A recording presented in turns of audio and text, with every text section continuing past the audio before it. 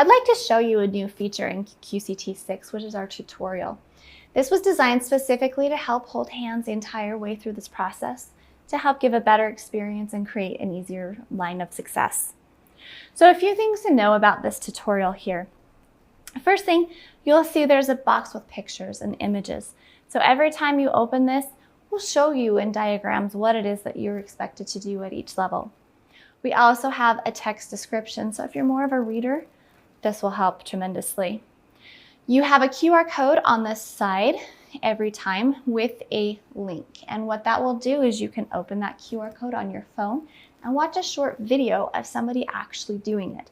This gives you 3 options to learn any one method at any step along your way. If you get lost and decide you want to jump ahead or skip back or rewatch something and you're not on the same page, click the little hamburger icon and you have a tutorial menu here. You can select any of those and it will open that as well.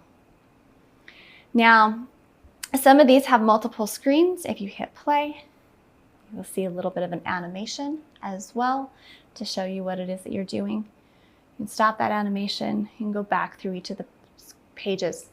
Pretty self-explanatory. Again, we just want to give you success.